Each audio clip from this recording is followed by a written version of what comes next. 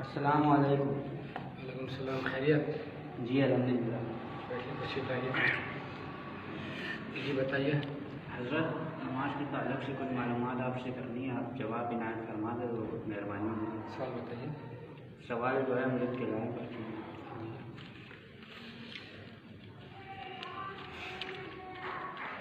یہ سوال ہے۔ پہلا سوال ہے، نماز سے پہلے کیا شرط ہے؟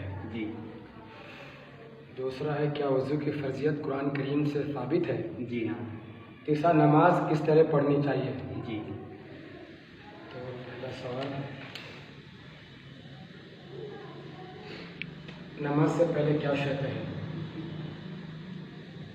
یہ نماز سے پہلے شرائط نماز کی پابندی ضروری ہے، اور شرائط نماز میں طہارت کو خاص اہمیت حاصل ہے۔ چاہے طہارت صغریٰ ہو یا طہارت کبریٰ، نماز کے لیے دونوں ضروری ہے۔ اگر نمازی کا جسم یا کپڑا ناپاک ہوتا ہے تو صرف اسی مقتدی کی نماز نہیں ہوگی، دوسرے نمازی پر اس کا اثر نہیں ہوگا۔ اور اگر امام کا کپڑا ناپاک ہوتا ہے یا امام کا جسم ناپاک ہوتا ہے تو نہ امام کی نماز ہوتی ہے نہ کسی مقتدی کی نماز ہوتی ہے۔ اور یہ حکم اس طہارت کا ہے جو ظاہری اعتبار سے ضروری ہے۔ جب ظاہری اعتبار سے نماز نہیں ہو سکتی تو باطنی اعتبار سے بھی، باطنی گندگی سے بھی نماز نہیں ہو سکتی، کیونکہ باطنی گندگی دل کی ناپاکی ہے، ذہن کی ناپاکی ہے۔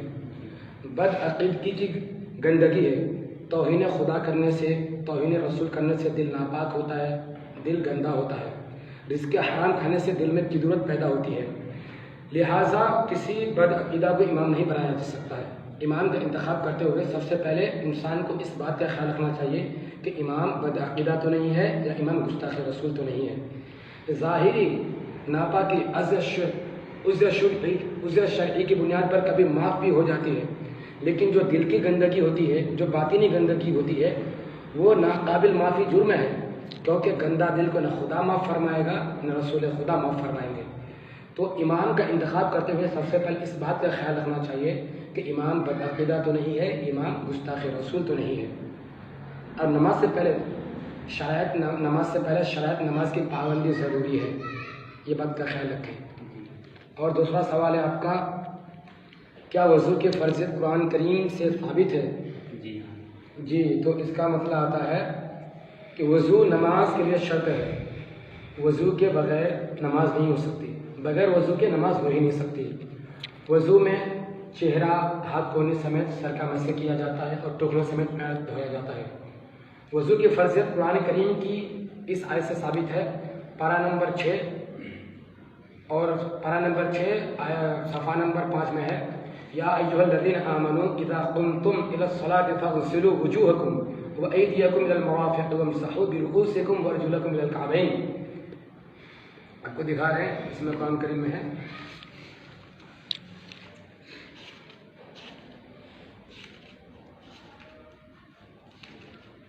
دیکھیے، سورہ مائدہ پارہ نمبر 6 آیت نمبر 6، اللہ تبارک و تعالیٰ ارشاد فرماتا ہے، یا ایھا الذین آمنوا اذا قمتم الی الصلاۃ فاغسلوا وجوہکم وایدیکم الی المرافق وامسحوا برؤوسکم وارجلکم الی الکعبین، کہ اے مومنو، جب نماز کا ارادہ کرو تو چہرہ دھو لو، ہاتھ دھو لو کوہنی سمیت، سر کا مسح کرو اور ٹخنے سمیت پیر دھو لو۔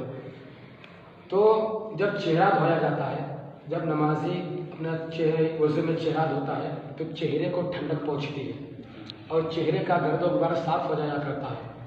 جب نمازی ہاتھ دھوتا ہے، پیر دھوتا ہے تو پیر کو ٹھنڈک پہنچتی، ہاتھ کو ٹھنڈک پہنچتی ہے اور ان کا گرد و غبار صاف ہو جایا کرتا ہے۔ خدا کی مشیت کیا ہے؟ خدا کی مشیت یہ ہے کہ اے نمازیو، تم چہرہ دھو کر آؤ گے، ہم تمہارا ذہن صاف کر دیں گے۔ تم ہاتھ دھو کر آؤ گے، ہم تمہارا دل صاف کر دیں گے۔ تم پیر دھو کر آؤ گے، ہم تمہارے اگلے پچھلے گناہ معاف کر دیں گے۔ اور تم ظاہری میل کو دھو کر آؤ گے، ہم باطنی میل کو دھو دیں گے، گناہوں کے میل کو دھو دیں گے۔ تم ظاہر کو ٹھنڈا کر کے آؤ گے، ہم باطن کو ٹھنڈا کر دیں گے۔ اور جہاں جہاں وضو کے لیے پانی بہایا گیا ہے اس جگہ کو مہر طبع کی طرح روشن کر دیں گے، اور اتنا روشن کر دیں گے کہ دوسروں کو رشک ہونے لگے گا، اور تم خدا کے پیارے مقبول بندے بن جاؤ گے۔ خدا کی رضا حاصل ہو جائے گی. اور وضو کرنے کے لیے منہ کھولو گے تو ہم تمہارے لیے جنت کے 8 دروازے کھول دیں گے، جہاں سے چاہو گے داخل ہو جاؤ گے. تو یہ ہے بندوں پر خدا کا پیار، یہ ہے خالق عالم کا فضل و کرم کہ ایک غیر مقصود بذات عبادت پر اتنا کرم ہے، تو جو مقصود بذات عبادت ہے اس پر کتنا کرم ہوگا. اور آپ کا تیسرا سوال ہے نماز کس طرح پڑھنی چاہیے حدیث شروع سنیں. تو حضور صلی اللہ تعالیٰ علیہ وسلم نے ارشاد فرمایا کہ صلو کما رأیتمونی، مطلب ہوتا ہے کہ اے نمازیوں نماز اس طرح پڑھو جس طرح میں پڑھتا ہوں، مطلب جس طرح میرے آقا پڑھتے ہیں. حضور صلی اللہ تعالیٰ علیہ وسلم نے جس طرح نماز پڑھی اس طرح آپ لوگ بھی پڑھیں. فرماتے ہیں کہ میرے مصطفیٰ جس طرح رکوع کرتے ہیں، جس طرح قیام کرتے ہیں، جس طرح سجدہ کرتے ہیں، جس طرح قاعدہ اخیرہ کرتے ہیں، جس طرح خروج بسمعی کرتے ہیں تم بھی کرو.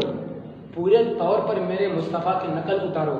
لیکن اس میں ایک بات ہے، نقل میرے مصطفیٰ نے کیا فرمایا کہ پورے طور پر میری نقل اتارو، لیکن نقل کرتے کرتے رسول کو اپنی طرح یہ تصور مت کر لینا، ورنہ ناقل سے جاہل ہو جاؤ گے، خبر بھی نہ ہوگی، پوری عبادت بیکار کر دی جائے گی. کوئی اگر میرے مصطفیٰ کی نقل کرتے ہو، نماز میرے مصطفیٰ کی نقل میں ہی ہوتی ہے، نقل کرتے ہو تو نقل کرتے کرتے میرے مصطفیٰ کو اپنی طرح تصور مت کر لینا، ورنہ پوری عبادتیں بیکار کر دی جائے گی، عبادتیں ہوگی نہیں. اور نماز 2 طرح کی پڑھی جاتی ہے، ایک نماز شریعت، ایک نماز محبت. جو نماز شریعت ہوتی ہے وہ مسجد کے سائے میں ادا ہوتی ہے، اور جو نماز محبت ہوتی ہے وہ نیزوں کے بوچھار میں ادا ہوتی ہے، تلواروں کے سائے میں ادا ہوتی ہے، بلکہ دنیا اور مافیات سے منقطع ہو کر ادا ہوتی ہے، انداز رسول کے ساتھ ادا ہوتی ہے. اس وقت نمازی اللہ کو دیکھتا ہے اور اللہ نمازی کو دیکھتا ہے. اور میرے مصطفیٰ نے فرمایا کہ صلی کأنک تراہ فإن لم تکن تراہ فإنہ یراک. حدیث پاک ہے، کیا ہے؟ صلی کأنک تراہ فإن لم تکن تراہ فإنہ یراک، کہ اے نمازیو نماز اس طرح پڑھو گویا تم خدا کو دیکھ رہے ہو. اور اگر یہ کیفیت پیدا نہ ہو سکے تو اتنا خیال ضرور رکھنا کہ خدا تم کو دیکھ رہا ہے. اگر یہ کیفیت پیدا نہ ہو سکے، کوئی نماز پڑھتا ہے تو اسے یہ اپنے دل میں تصور کرنا چاہیے، یہ خیال لانا چاہیے کہ ہم خدا کو دیکھ رہے ہیں. اور یہ کیفیت پیدا نہ ہو سکے تو اتنا خیال ضرور رکھا جائے کہ خدا ہم کو دیکھ رہا ہے. یہ میرے آقا کی حدیث پاک ہے. یہ نماز کے چند خصوصیات ہیں. تو نماز کے بارے میں آتا ہے، اور نماز ایک اللہ تبارک افضل عبادت ہے. نماز افضل العبادت ہے. اللہ تبارک و تعالیٰ قرآن پاک میں ارشاد فرماتا ہے کہ ان الصلاۃ تنہیٰ عن الفحشاء والمنکر، کہ بے شک نماز روکتی ہے بے حیائی اور بری باتوں سے. بے شک نماز روکتی ہے بے حیائی اور بری باتوں سے. تو آیت کریمہ کا مطلب یہ ہوا، آیت طیبہ کا مطلب کیا ہوا کہ آیت کریمہ میں 2 لفظ قابل غور ہیں، غور کرنے والے لفظ ہیں، ایک فحشا، دوسرا منکر. جو چیز فحش کہلاتی ہو، جو چیز شرعاً ممنوع ہے منکر کہلاتی ہے، اور جو چیز عقلاً بری ہو فحش کہلاتی ہے. تو آیت طیبہ کا مطلب کیا ہوا کہ نماز عقلاً برائی سے روکتی ہے، نماز شرعی برائی سے روکتی ہے.